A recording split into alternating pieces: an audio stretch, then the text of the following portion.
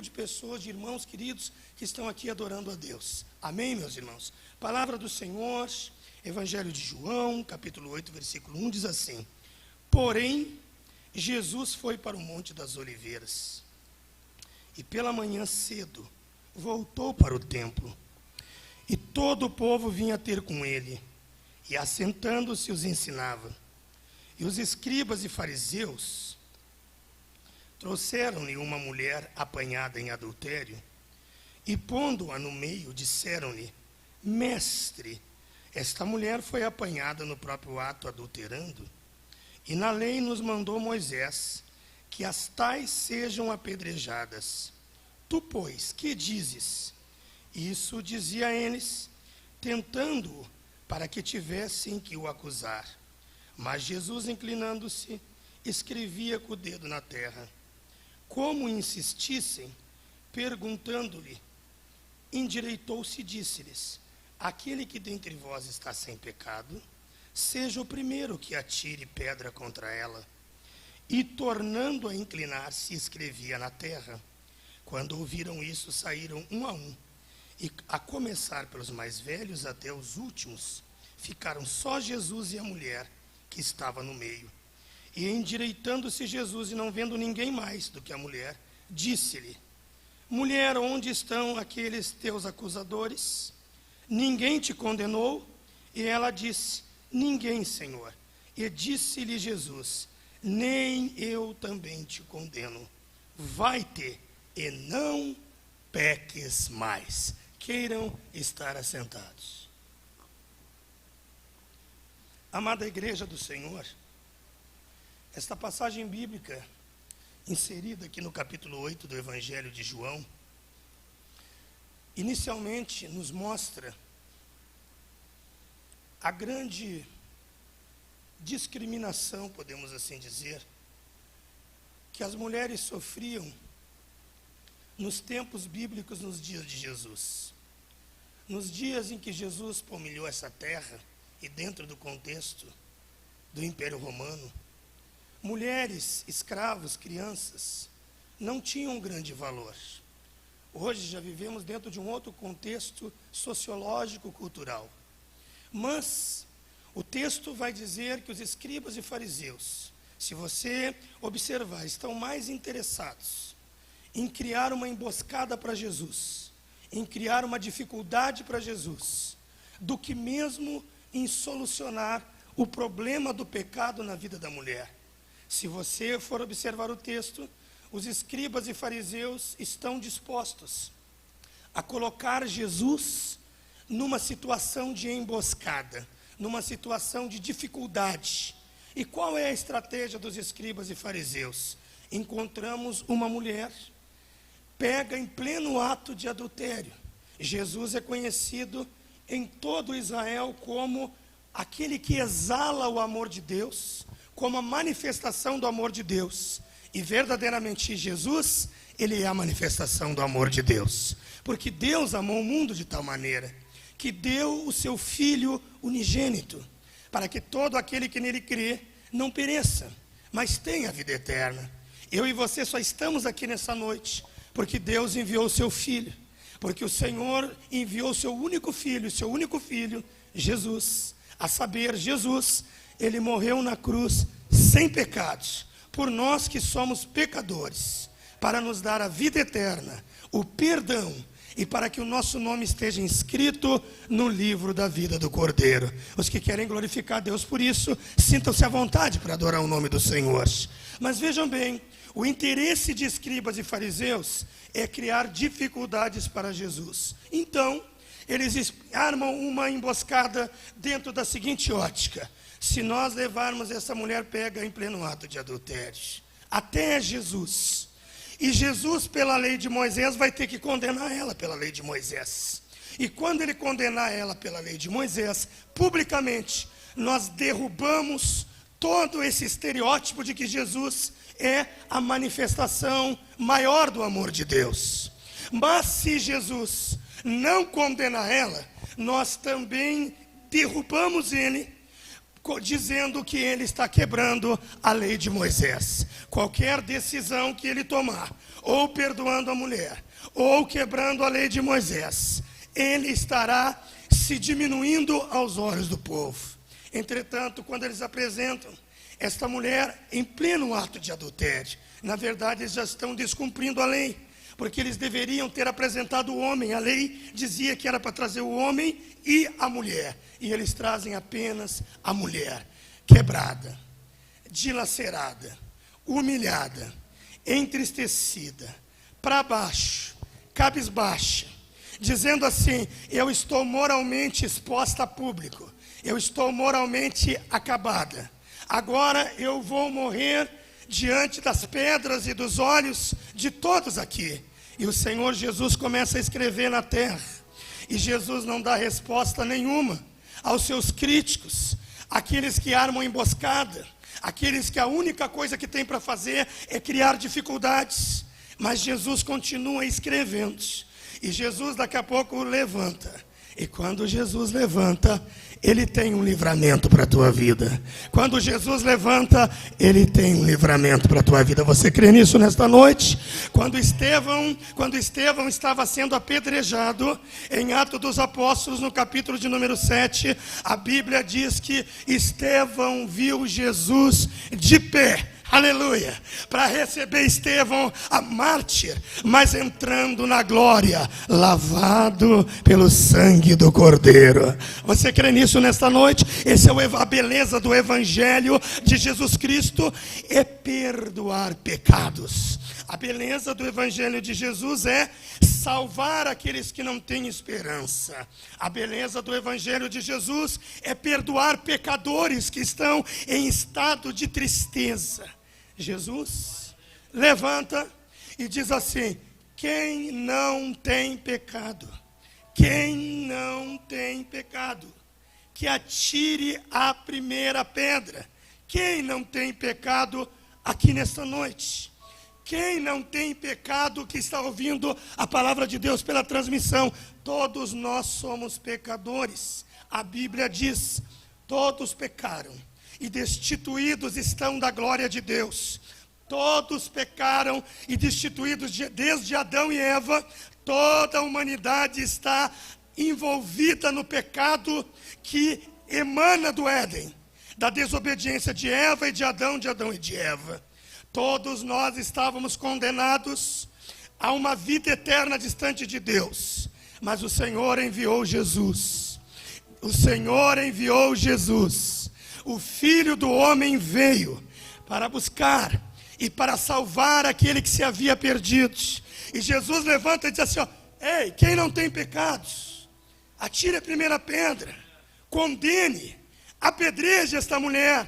E Jesus não diz assim: olha, eu vou quebrar a lei de Moisés, ou eu vou me apresentar como um popstar do amor em detrimento da lei de Moisés, ou eu vou ser rigorosamente rígido pela lei e vou me desvincular do amor. Não, Jesus apenas diz uma coisa que toca na nossa natureza. Sabe por quê? O apóstolo Paulo diz que o bem que nós deveríamos fazer, nós não fazemos. Mas o mal que nós não deveríamos fazer, esse nós fazemos. Porque em nós milita uma luta constante da carne contra o espírito, do espírito contra a carne, da carne contra o espírito, do espírito contra a carne. E não há bem nenhum em nós, não há bondade em nós. Mas nesta noite, o grupo de louvor ministrou, eu não sei se você entrou no cântico: justiça e bondade, verdade e misericórdia. Justiça e bondade, verdade e misericórdia. A tua igreja te adora.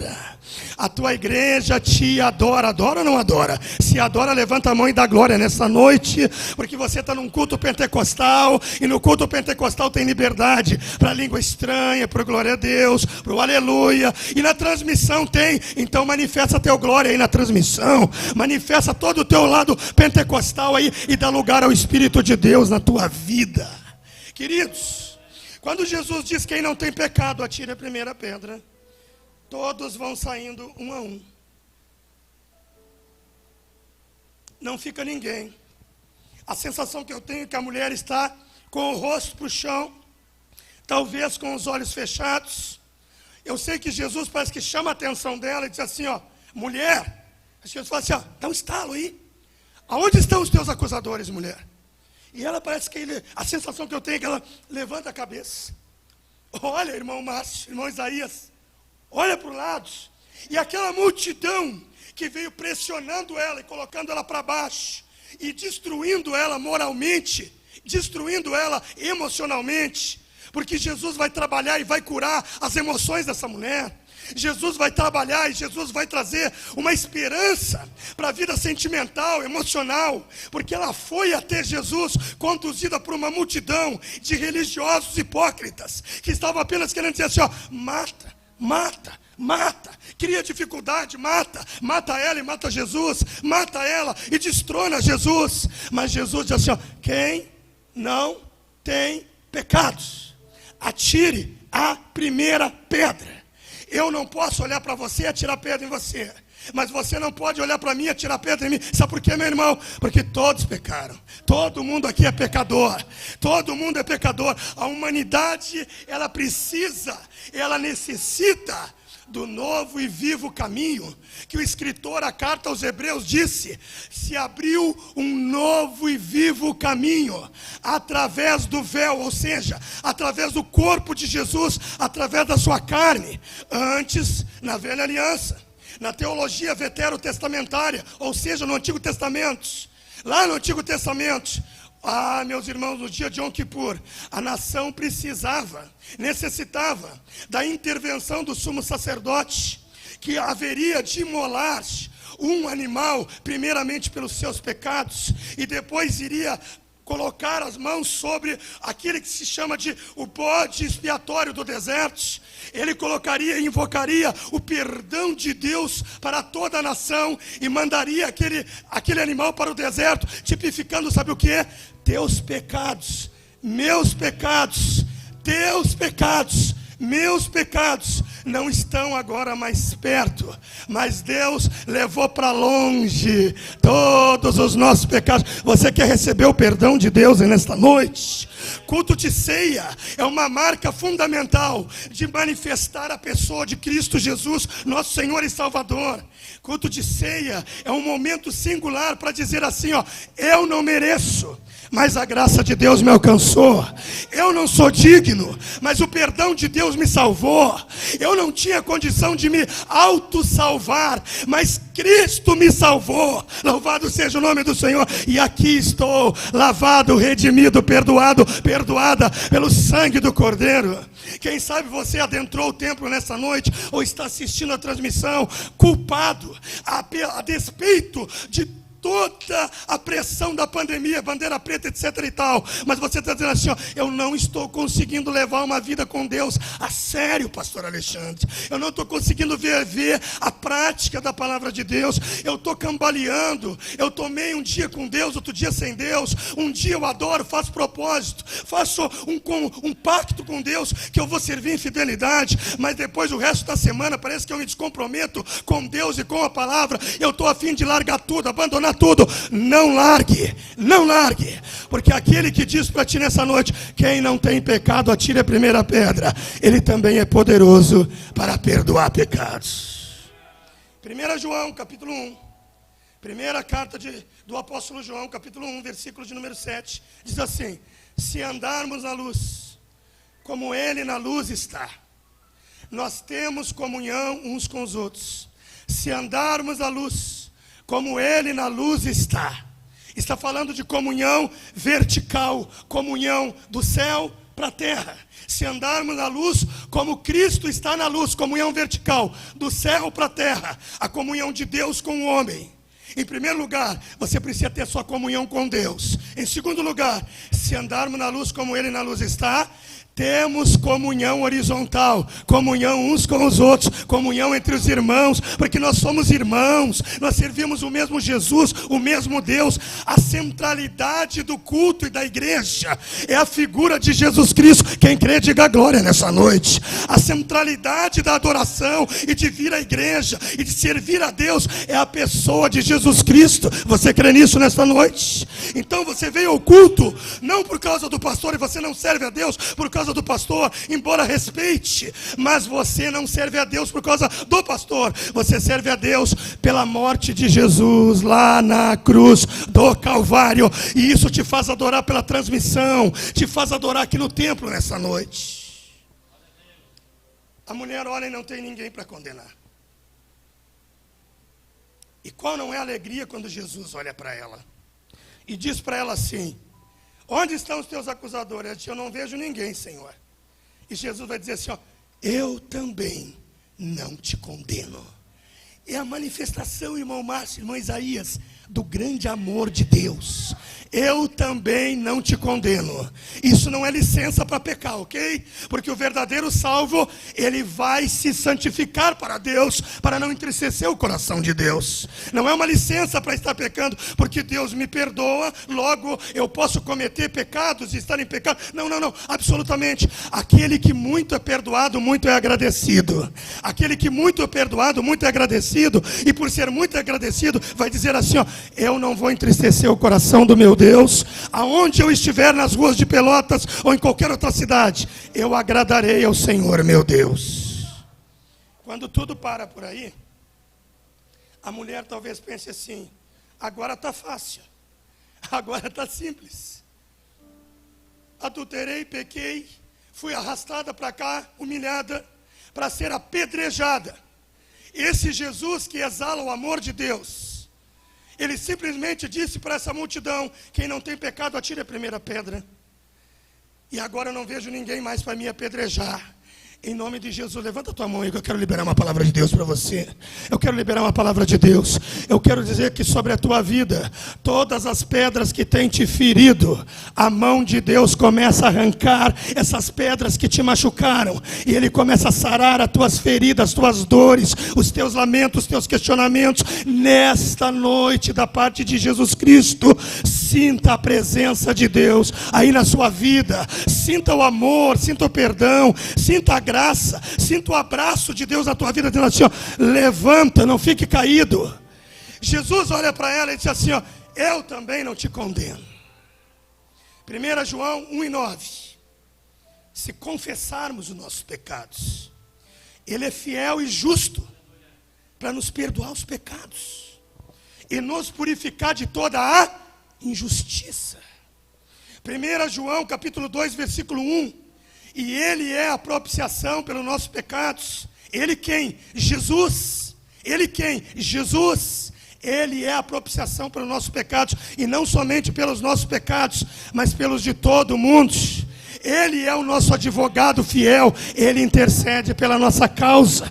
Às vezes você mesmo estando na igreja há muito tempo, às vezes resvala, às vezes tomba, às vezes dá uma rateada, e você já se desanima e diz assim, ó: puxa vida, eu já estou na casa de Deus há muito tempo, eu não podia ter pisado na bola com Deus como eu pisei. Mas eu quero dizer para ti nessa noite que ainda há graça e misericórdia de Deus sobre nós nessa noite. Esse Jesus, Ele é a propiciação pelos nossos pecados. Quando João fala a respeito de propiciação, João está fazendo alusão à tampa da Arca da Aliança, o propiciatório, que tinha 2 querubins alados, olhando para a tampa da arca, e era espargido o sangue, lá na antiga aliança, sob a tampa que se chamava propiciatório.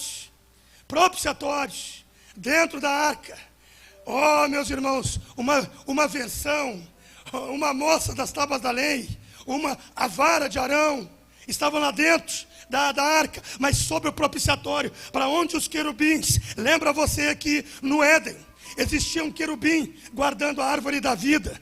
E guardando a árvore da vida, o homem poderia ter comido a árvore da vida, mas comeu da árvore da ciência do bem e do mal. Mas esse querubim, quando Adão e Eva pecam, Deus coloca com uma espada flamejante para proteger a árvore da vida. A árvore da vida está interrompida, mas está interrompida até quando? Até quando a igreja chegar na eternidade, em corpo glorificado, e estiver adorando o Cordeiro para todo sempre, após o arrebatamento da igreja. Aí lá, meu irmão e minha irmã, a árvore da vida estará liberada para a noiva de Jesus, para a igreja do Cordeiro. Aceite a Jesus como teu Senhor e Salvador nesta noite. Mas para a tampa da arca, Oh, querido, é que nem a parábola, é semelhante à parábola do fariseu e do publicano, que o fariseu batia no peito e dizia assim, ó, graças te dou, Senhor, porque eu não sou que nem esse publicano pecador, esse miserável publicano, eu não sou igual a ele, eu sou fulano de tal do anzol carapuça, eu sou muito bom, dizia o fariseu. Eu não, porque essa é uma marca do farisaísmo, ser bom, ser melhor. Meu irmão, melhor na igreja, está sentado no trono, melhor na igreja é Jesus Cristo de Nazaré. Mas veja você, o publicano tem uma oração diferente do fariseu. O publicano diz assim, ó, no original não diz tem misericórdia de mim. O original vai dizer assim, ó, sê propício a mim, pecador. No original do texto, sabe o que é ser propício? O parece que estava olhando para algum sacerdote, ou um sumo sacerdote, ou com a imagem do dia do Yom Kippur, quando o sumo sacerdote espargia sobre a tampa do propiciatório o sangue do cordeiro, que perdoaria a nação de Israel por mais um ano, e a colheita seria próspera, e a chuva seria abundante, e os animais teriam pasto para comer, teriam água para beber, e seria um ano de vitória para a nação de Israel, porque o favor de Deus através do perdão se manifestou no grande dia da expiação nacional. Eu quero dizer para você nessa oportunidade, em nome de Jesus, o Senhor Jesus olha para a mulher e diz para ela, mulher, eu também não te condeno. Você vai voltar para casa com o teu coração leve nessa noite. Nenhuma condenação há para os que estão em Cristo Jesus. Mas Jesus diz para ela assim, ó, mas vai, aqui está a responsabilidade do Evangelho. Oh, querida, aqui está a responsabilidade do Evangelho. Dr. John Piper diz que o maior inimigo que nós temos não é Satanás.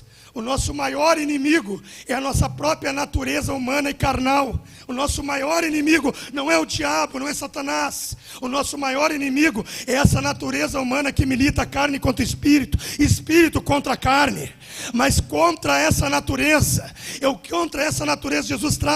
Jesus traz a solução. Porque quando Ele regenera a vida do homem, Ele coloca em nós uma nova natureza. E essa nova natureza, sendo ela alimentada pela oração, sendo ela alimentada pela leitura da palavra, pela santificação, nos dá graça para vencer o pecado que habita em nós. Há um hino, há um cântico da Luma Eupídio, que eu gosto muito, que é liberta-me de mim, liberta-me de mim. Nós precisamos em muitos momentos orar a Deus e dizer assim, ó, liberta-me de mim mesmo, Senhor, porque eu estou em luta, não é com outros, não é com o inferno, é com a minha própria natureza pecaminosa, que eu não tenho conseguido vencer o pecado. Mas nesta noite, vai e não peques mais. Quem recebe essa palavra, levanta a mão. Fica de pé comigo nessa noite. Louvado seja o nome do Senhor Jesus. Há abundante perdão de Deus para a tua vida. Vá perdoado para casa. Você que está em casa agora, sinta-se perdoado, perdoada pelo sangue do Cordeiro, pela centralidade do culto, a pessoa de Jesus Cristo, nosso Senhor e nosso Salvador. Quem quer receber perdão de Deus? Quem crê que Deus pode curar a sua enfermidade, fica com a mão levantada. Eu quero orar por você nesta noite, em nome de Jesus. E na sequência, os queridos ministros de louvor podem preparar aquele cântico de despedida que a igreja já está acostumada. Em nome do Senhor, levante a sua mão. Eu quero orar pelo perdão de Deus. Quem quer perdão de Deus? Quem quer dizer para Deus, eu quero ser perdoado dos meus pecados? Quando você, meu irmão e minha irmã, procurar defeito nos outros, olhe primeiro para os seus próprios defeitos. Você é pecador, você é pecadora, você é cheio de defeitos e falhas, e todos nós somos pecadores, debaixo de uma única graça, a graça de nosso Senhor Jesus Cristo. Eterno Deus e glorioso Pai, nesta noite, eu oro pelo teu perdão. Eu oro para que o Senhor perdoe pecados aqui nessa noite. Eu oro para que o Senhor Jesus dê a vida eterna para muitas pessoas que estão assistindo pela transmissão e recebendo a mensagem do Evangelho de Jesus. Perdão redenção, justificação. Ó meu Deus e meu Pai Celestial, em nome de Jesus nessa noite, para este irmão, para esta irmã, que talvez entrou aqui se sentindo culpados, para esse irmão e para essa irmã, que talvez, ó Deus querido, esteja assistindo pela transmissão no seu lar, e está dizendo assim, ó, eu sou pecadora demais, eu sou falho demais, eu não posso mais servir a Deus. Receba perdão de Deus aí na tua casa, receba perdão de Deus aí no teu sofá, aí na tua cama, em nome do Senhor Jesus. Quem sabe aí no teu trabalho, nesta hora, receba o perdão de Deus e a graça de nosso Senhor Jesus Cristo. Amém? Vamos agradecer a Deus por este culto. Vamos despedir essa reunião adorando ao Senhor, a graça de nosso Senhor. Aleluia. Você quer cantar esse cântico com alegria? A graça de nosso Senhor. Aleluia. Vamos cantar? Vamos cantar. Estamos encerrando o culto em nome de Jesus. A graça